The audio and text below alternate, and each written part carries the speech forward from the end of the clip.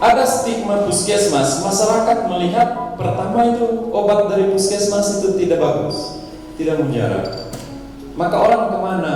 Orang ke cari sendiri obatnya, apotek, dokter pribadi dan lain-lain. Apalagi yang pegawai ya orang ada dokter pribadi. Ya, stigma puskesmas. Ada juga stigma kepada dokter. Ya, dokter itu saya kurang cocok. Ya, banyak dokter itu. Ya, syukur dokter itu sudah tidak ada dokter baru. Ya. Demikian juga perawat. Ya, lalu dalam kerangka stigma itu, dokter dan perawat kunjung penderita gangguan jiwa ada dua hal. Dengan pandangan negatif seperti ini, mereka malah datang ke sini. Bagaimana? Kami saja tidak ke sana. Ya, yang kedua, obat untuk flu, batuk, lambung dan lain-lain saja tidak menyembuhkan. Kami sudah berkali-kali ke puskesmas. Lalu pasien gangguan jiwa yang sudah bertahun-tahun sakit kamu mau obati? Tidak mungkin. Ya. Ini stigma puskesmas, dan ini tanggung jawab kami untuk meruntuhkan stigma ini. Kalau pertama, kalau kamu tidak ke puskesmas, maka tidak akan ada obat. Kamu mau beli di mana?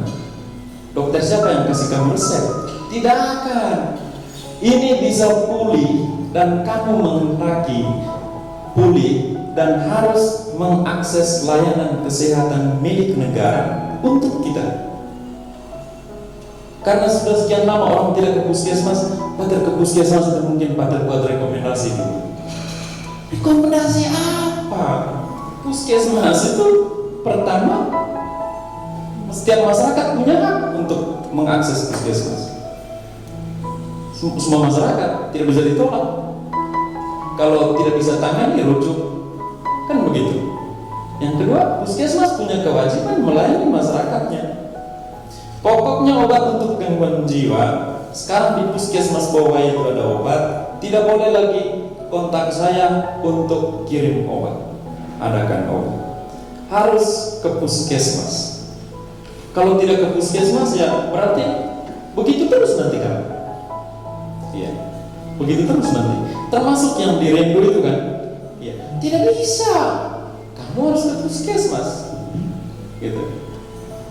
Ini hal yang sedikit membantu sehingga keluarga itu ke puskesmas. Lalu lama-kelamaan, kalau di ini saya cerita di ini, lama-kelamaan relasi antara keluarga dengan puskesmas itu makin bagus. Dengan dokternya, dengan perawatnya. Apalagi misalnya perawat pemegang program keswanya selalu punya catatan pribadi, permisi. Bukan hanya catatan yang umum di puskesmas, dia ada catatan pribadi bahwa pasien ini mulai minum obatnya ini, dosisnya ini. Hanya dia yang tahu, pemegang programnya. Sehingga kadang dia cek, oh ini sudah terlambat 2 hari, petugasnya belum, keluarganya belum datang ini. Nah, padahal ini pernah ke ini kan? Apakah obatnya masih ada? Sebenarnya kamu belum pergi. Atau oh ya minggu lalu kami pergi, obatnya lagi 2 hari saja mungkin saja. Aduh, ya itu. Lalu perawatnya membentak, keluarga ambil obat. Aduh ibu, saya ini sudah 2 hari sakit. Lalu mau bagaimana? Itu yang dibantu oleh pemegang programnya. Yang kedua itu dibantu oleh relawan untuk antar obatnya. Gitu. Itu kurang lebih yang kita ini. Oke, kalau temukan kasus baru, kita langsung laporkan ke puskesmas. Saya minta nanti mungkin pemegang program dengan dokter saya miliki nomor-nomor HP untuk kita laporkan.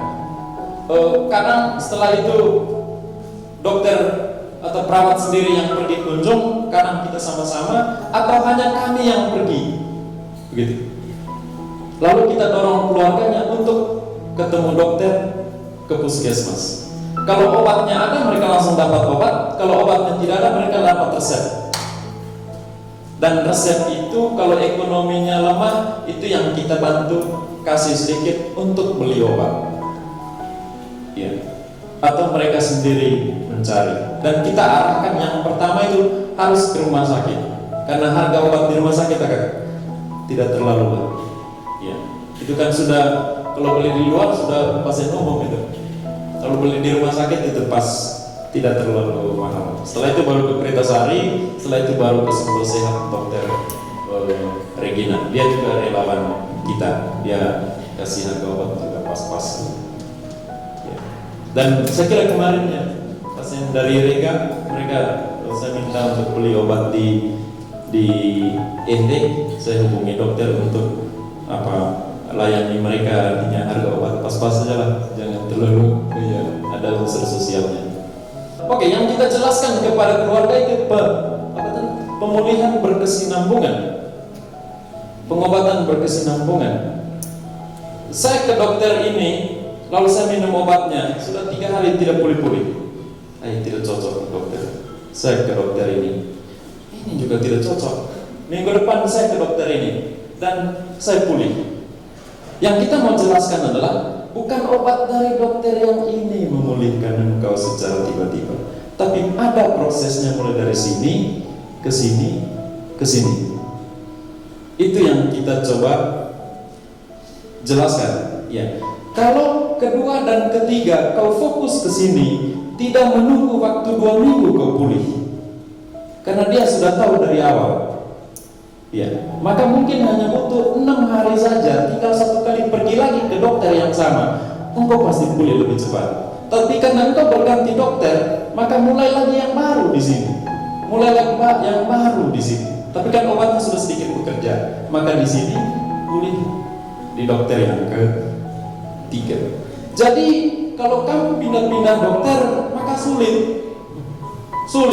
Kita sudah mengalami kesulitan, lalu kita memilih-milih dokter lagi, itu yang susah.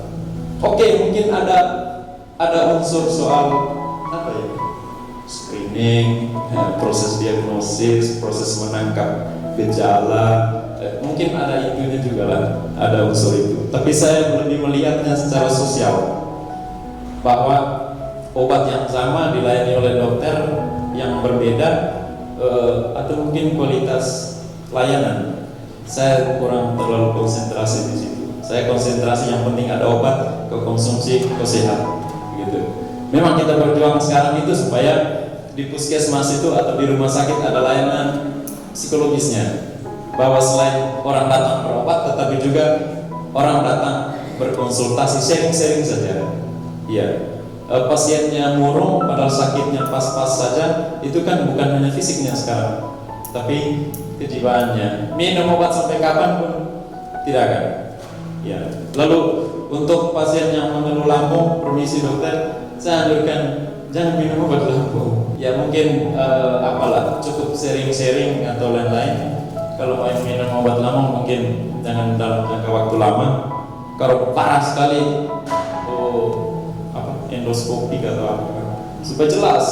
Kalau tidak, itu sepanjang hidup kau hanya mendiagnosis diri saya ini lambung, maka bawa makan kemana-mana, maka kemana-mana pun dia gangguan lambung, sakit lambung, padahal ada kecemasan dan lain-lain, kan itu ada hubungan. Saya tidak tahu lambung duluan atau cemas duluan baru lambung. Bisa jawab sendiri saja. Ya.